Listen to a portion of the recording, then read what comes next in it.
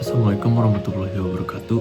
Perkenalkan, nama saya Azam Zafran Fadilah, absen 3 dari kelas 12-5. Di video ini saya akan menjelaskan tentang apa yang sudah saya tulis tentang wilayah fungsional, wilayah vernakular, dan juga wilayah formal.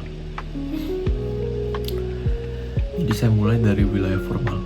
Wilayah formal atau nama lainnya itu uniform region itu untuk memahami wilayah ini hanya ada satu kata, yaitu homogen alias seragam. Artinya semua area di dalam wilayah ini sengaja dikelompokkan karena memiliki satu atau lebih ciri khas yang sama. Kesamaan ini bisa berupa karakteristik fisik alam, contohnya wilayah pegunungan kapur, atau wilayah hujan tropis, atau wilayah gurun pasir.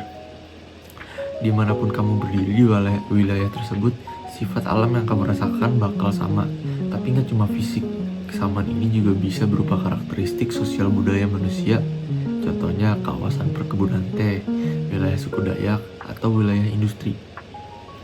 Sifat utama dari wilayah formal ini adalah cenderung statis atau tetap. Kenapa? Karena karakteristik utamanya, baik itu tentang alam maupun budaya, butuh waktu yang sangat lama untuk bisa berubah. Lanjut yang kedua, wilayah fungsional atau nodal region. Kalau wilayah formal tadi sifatnya seragam dan diam, wilayah fungsional ini justru sebaliknya, yaitu sangat dinamis dan penuh pergerakan.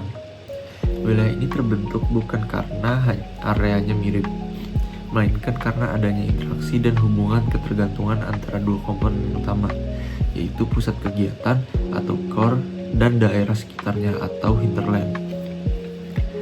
Contoh paling nyata di Indonesia adalah wilayah Jabodetabek. Di sini Jakarta bertindak sebagai pusat kegiatan ekonomi dan pemerintahan, sementara Bogor, Depok, Tangerang, dan Bekasi adalah daerah sekitarnya yang menyokong Jakarta. Hubungan wilayah fungsional ini diikat oleh nadi kehidupan seperti arus transportasi kereta komuter harian, jaringan jalan tol, saluran listrik, hingga aktivitas ekonomi masyarakatnya. Sifat wilayah ini sangat dinamis.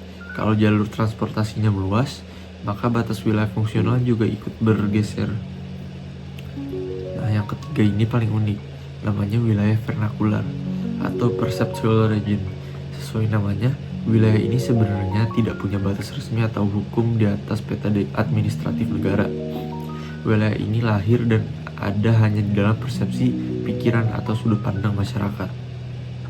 Dasar pembentukannya adalah identitas budaya, memori kolektif, atau julukan sejarah yang sudah melekat kuat di masyarakat luas selama bertahun-tahun.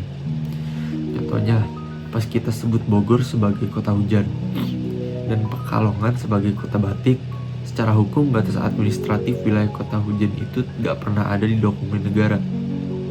Tapi secara persepsi, semua orang langsung paham daerah mana yang dimaksud. Wilayah vernakular ini sifatnya sangat subjektif dan batasnya di lapangan cenderung kabur.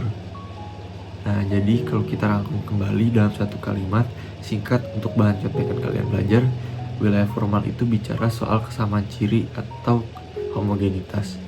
Habis itu wilayah fungsional itu soal jaringan aktivitas dan pusat kegiatan, dan wilayah vernakular itu soal persepsi atau julukan di dalam kepala kita. Nah, itu dia penjelasan dari saya. Mohon maaf jika ada salah kata. Wassalamualaikum warahmatullahi wabarakatuh.